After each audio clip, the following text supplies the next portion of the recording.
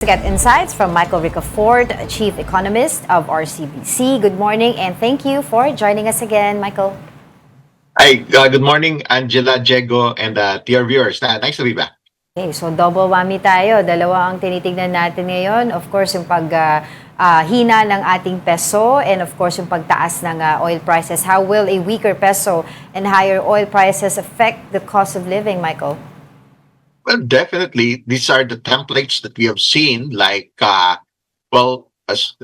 months ago. Though now, oil is a bit it's higher. Well, back then, at least oil now. Well, it was so volatile yesterday.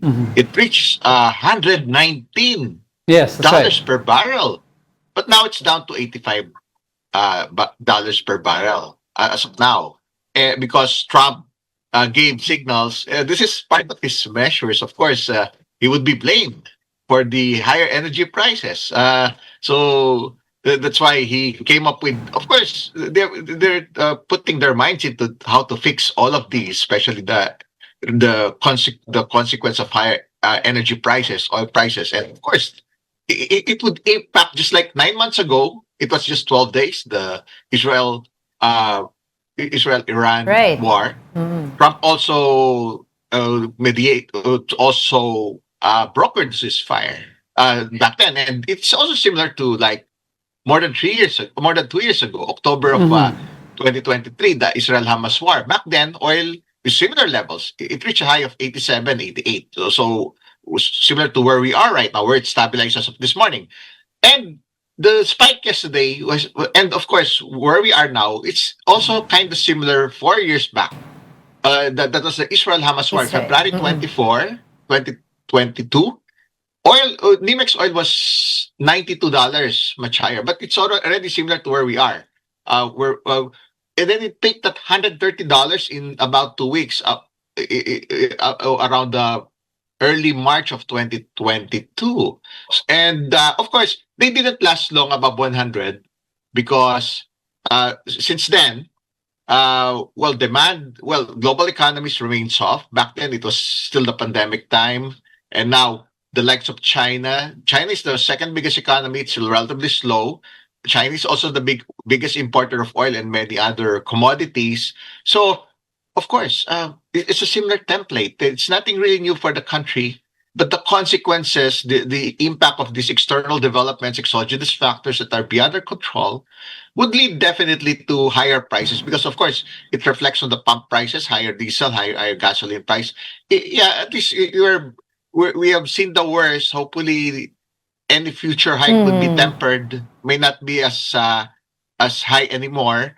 But definitely, higher gasoline, higher diesel prices, kerosene prices. There's a pass through. It would lead to higher prices of Right. other goods and services. But Initially, Yeah. Go ahead, But Michael, sorry. Angela. I'd like to ask you also, when will this situation trickle down to the basket of the ordinary Filipino people? well, immediately for fuel pump prices because they're of course it's kinda lately there are, well, of course, based on market forces, yes. Based on business, based on business also. And however, recently there are ethical, moral issues that emerge, and as well as it's hitting the conscience of say. There were claims that, of course, the inventory cost much lower now. Suddenly, market forces suddenly dictate higher prices. So, would it be passed right away? So, of course, now starting Tuesday, at least they tried it. They just like, similar in the past, they made the price hikes gradual, pautay-utay, and Staggered, oo. yeah, so at least the effects will be tempered, but it's gonna go there. It would be felt by our kababayans right now. Eventually, it's just a matter of time, a few days, maybe within a week, and of course, another set of adjustments in view of the volatility recently. Hopefully, it won't be as bad anymore, and the impact also of the exchange rate because it's also the dollar peso already improved yesterday. The new record high for the dollar was 59.71. It closed yesterday at 59.50. Now it's better. It's lower, doing at 59.15 because of because oil prices already corrected lower, and also the dollar also corrected lower versus the global yeah. currency. So, but nonetheless, the net effect definitely compared to before the war, the net effect, there's still a net increase because prior to the war, it was 57,665. So it's higher by almost 150, almost about 150, 1 peso. That's about 3% increase. So on top of the higher world price that will be passed on, of course, the Okay. country needs to pay in dollars, so that's another 3%. Oo. So those would be felt.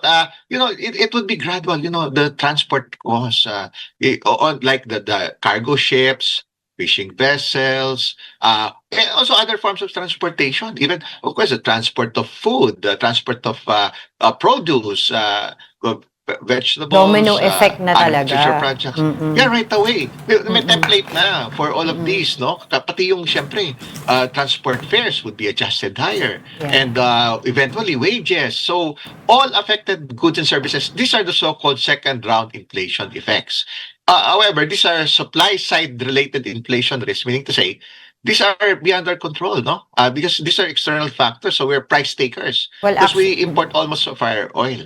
Yeah, well actually Right, sabi nga Angela. nila everything will be increased except for the wages, no? Maiiwan siya doon. But of course, ang tanong din dito, Michael, our president recently asked the Congress to grant him emergency powers to suspend the excise tax. But DOF said the government is set to lose 136 billion pesos in revenue by doing this.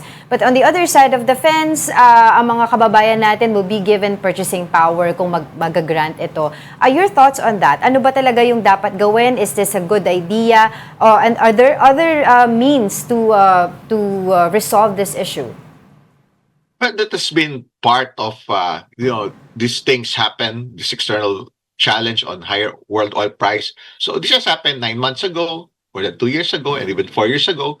There's already a law on that, the excise tax, meaning if it breaches world oil price breaches above 80, say for about a month. So there's an automatic mechanism, and of course they try to there's a price mechanism to that in the computation into wage. No, they'll try to average out, say for the past month or so, and and now there's this consideration for emergency powers. Of course, that's based on the clamor of people. It's not really new, no. But the thing is, it's something very delicate. Why? Because who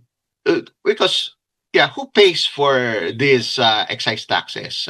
Usually, the higher income brackets, no, those who can afford more, they pay the bulk of which, no. So if you suddenly make a blanket exemption, so the relief would also go to those who can afford it, no? However, what are the programs that are financed by these? It goes usually to the poorest of the poor, the most vulnerable sector. Kaya yun ang mangyayari, no? Parang we have the government has budget deficits, limited financial resources. So that's why it's kind of delicate, because it's also important to fund this, to fund the various social programs and the other programs for the poorest of the poor, the most vulnerable sectors of society. So there's a compromise. Naka-template na rin yun. Ang naging solution, even prior to the pandemic and yung previous na episodes are similar to what we have pag mataas yung oil price, targeted. Yung meaning, outright subsidies to the transport sector para hindi papasa na in terms of mataas na pamasahe. Sila yung may ayuda, targeted sa kanila. No? So talagang matitipid yung talagang doon sa those who need it the most vulnerable sector. Kasi yung kita nila sila yung ramdam nila yan. Yung iba kung lugi dahil sa taas ng crudo, ng diesel, baka hindi na sila mamasada. Kukunti yung... Exactly. Magtrabaho na lang sila. Kaya yun, sila yung binibigyan ng targeted subsidy. Para hindi kahit papaano, hindi masyado mabawasan yung take-home pay nila. Tapos ganun din yung halimbawa yung mga fisher folk, no? Kasi most of the infrastructure ng mga Yeah, fishing vessels, machinery.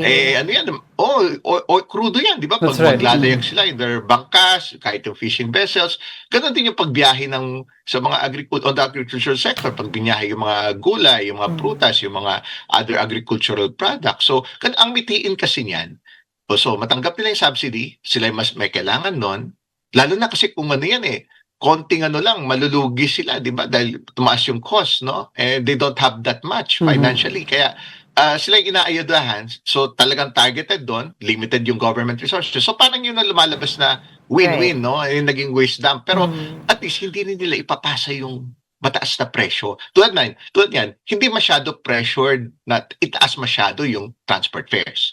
Ganun din, hindi rin ipapasa masyado yung mahal na, yung sa mga presyo ng, halimbawa, gulay, yung mga binabiyahe, yung mga isda, yung mga other seafood, etc. No? Na, yun ang konsepto, parang yun yung naging wisdom in recent years. Pero no? Michael, Para to address this. given all that Yes, you've Jack. said, what will be more prudent then? A suspension of the excise tax or a reduction? Kasi ang pinag-uusapan ngayon is whether just reduce the rates temporarily, which will have a trigger effect. In other words, lagyan ng trigger effect sa batas para every time this happens, hindi na tayo paulit-ulit sa pinag-uusapan sa Kongreso. Or should we just continuously grant the President his emergency powers each time to suspend? So yan ang keyword dyan eh.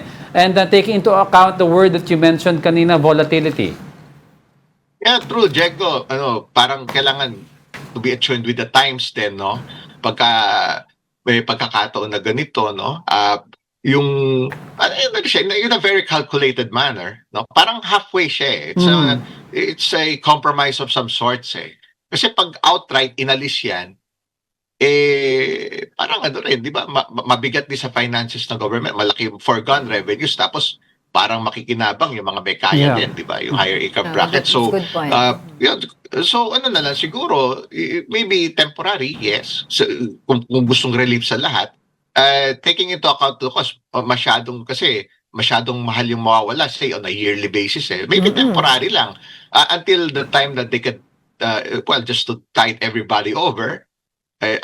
Kasi volatility, hopefully, hindi naman masyado nagtatagal. Kasi parang yung past episodes na nakita natin. Of course, but we have to be on our toes kasi the only difference now, kasi ito, supply side. No? Walang nakakalabas ngayon sa Strait of Hormuz. Kasi 20% of the world's oil passes through that. Kumbaga demand supply Kung kulang talaga yung supply, nandun yung supply. Alam mo, nagpo-produce sila sa Middle Eastern countries pero hindi makabiyahe. So, napupuno na yung mga tangke, they have to stop production.